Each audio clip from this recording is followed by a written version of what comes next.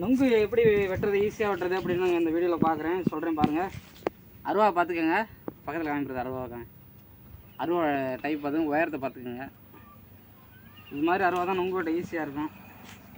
இந்த சார் சம்பத்திருக்கு இங்கே வந்து காமி, இங்கே கொண்டு வா, பக்கத்தில் கொண்டு வா. பக்கத்தில் வல்லாட்டியுமே நான் பக்கத்தில் காட்டிடுறேன். ஜூம் பண்ணாங்க, நான் பக்கத்தில் வாங்குறேன் சார். நல்லா வாட்டமாக வச்சுக்கிறோம். இங்கே வந்து காமி, நல்லா வாட்டமாக இது மாதிரி கம்பில் வச்சுக்கோங்க. டீப் நம்ம பிளாட்டினா அந்த பெரிய வண்டி பல்சரில் இல்லை டி ப்ளஸ் வண்டி இல்லையா, பெரிய வண்டியில் உள்ள டீப் வந்து இது மாதிரி கட் பண்ணி எடுத்துக்கணும். சின்னதாக கட் பண்ணி எடுத்துக்கிட்டு நல்லா பார்த்துக்கோங்க. இது வந்து ஈஸியான மெத்தடு. ஒரு மரத்தில் ஏறி கஷ்டப்பட்டு கருக்க மாடையில் வெட்டி போட்டுக்கிட்டு நொங்கு ஓட்டுறது, அதனால் சின்ன வயசில் ரொம்ப கஷ்டப்பட்டுருக்கேன். இது வந்து ஒரு நல்ல தீர்வாக இருக்குது, ஈஸியாகவும் இருக்குது, டக்குன்னு உழைப்பும் கம்மியாக இருக்குது. நொங்கு ஓட்டி குடிக்கணும்னு ஆசைப்பட்றவங்க இருக்காங்க, ஆனால் ஏறுறது கஷ்டப்படுறாங்க. அதுக்கு இது எளிமையான ஒரு வழி. நல்லா பக்கத்தில் கட்டுற மட்டும் காமிக்கிறதா நல்லா பார்த்துக்கங்க. இது மாதிரி டைட்டாக அந்த அருவா வந்து நம்ம செய்ய சொல்லி வாங்கினா நல்லது. பட்டுக்கோட்டை சைடு தான் இது மாதிரி அருவா கிடைக்கும். எங்கள் ஊரில் இருந்து நான் வந்து எங்கள் ஊர் ஆவடார் கோயில் கட்டுறது காட்டு. இது தெரியுதா? நல்லா டைட்டாக கட்டிக்கங்க. இது மாதிரி கம்பியில் போட்டு கட்டுறதோட இது வந்து நம்ம அவுத்து ஈஸியாக எடுத்துக்கலாம், எல்லாமே ஈஸியாக இருக்கும்.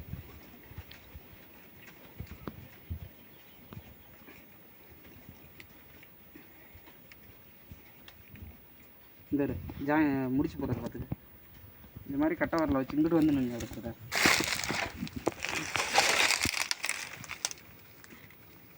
ஓகே, நல்லா 2 டீப்பு 3 டீப் போட்டு கட்டிடணும். பனைமரத்தில் வந்து நுங்க இருக்கும்போது கருக்கு மட்டை இருக்கும். கருக்கு மட்டையில் வந்து இந்த டீப் வந்து படாத மாதிரி பார்த்துக்கிறணும். இழுக்கும்போது கருக்கு மட்டையில் அந்த டீப்பு பட்டுச்சுன்னா கட்டாயிரும். அதனால் அருவா உருகிட்டு நம்ம தலைமையிலே விழுந்துடும். நொங்கு விழுகிறதுக்கு பதிலாக அருவா நம்ம மேலே விழுந்துடும். என்னங்கச்சி? போயிட்டு வா. கருக்கு மட்டையில் அருவா வந்து பற்றக்கூடாது, அதில் கவனமாக இருந்துக்கோங்க. இழுக்கும்போது அருவாவுக்கு நேராக நின்று இழுக்கக்கூடாது. ஏன்னா நொங்கு நம்ம தலைமையில் விழுவும். அருவா இந்த டீப் எதுவும் சப்போஸ் சவுந்துக்குச்சுன்னா நம்ம தலைமையில் தான் வந்து விழுவும். எனக்கு அது மாதிரி விழுவ வேண்டியது 2 டைம் தப்பிச்சிட்டேன். தேங்காய் இருக்கும்போது ஒரு தடவை அப்படி தான் வந்து விழுந்துருச்சு. கொஞ்சம் தள்ளி நின்று அறுக்கணும். நொங்கு கீழே விழுவுன்னு கவனத்தில் இருக்கக்கூடாது, அருவாவும் உருகிட்டு விழுவும். அதில் கவனமாக இருந்துக்கேன். நொங்கே பார்த்துக்கிட்டு இருக்கக்கூடாது, என்ன விழுவுன்ட்டு. என்ன வேணாலும் மேலே இருந்து விழுவும்.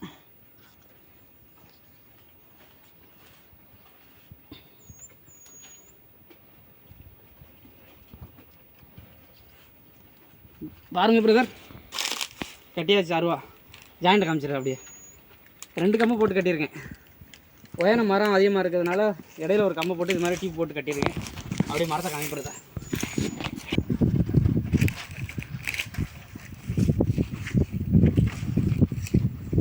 பாருங்கள், ஒரே இது தான்.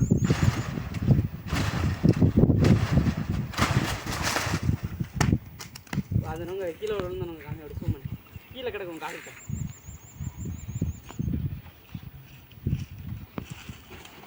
அப்படியா?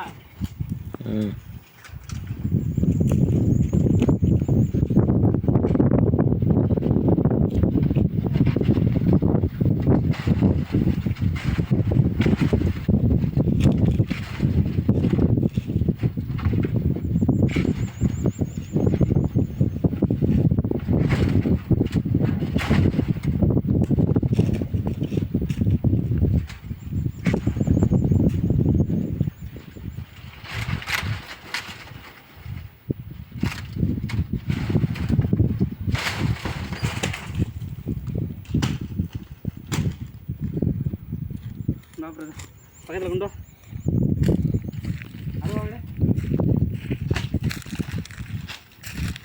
அருவாங்க நம்ம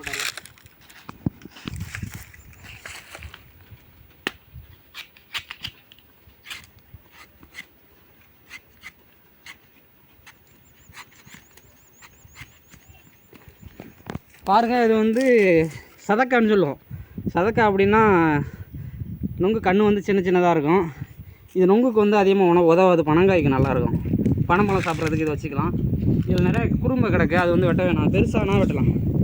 இன்னும் கொஞ்சம் பெருசானவொன்னே இதை வெட்டுறது நல்லது. இந்த மரத்தில் டேஸ்ட்டு பார்த்துடலாம்.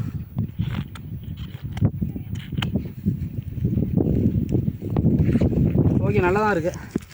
அந்த சைடு ஒரு 2 பழம் கிடக்கு.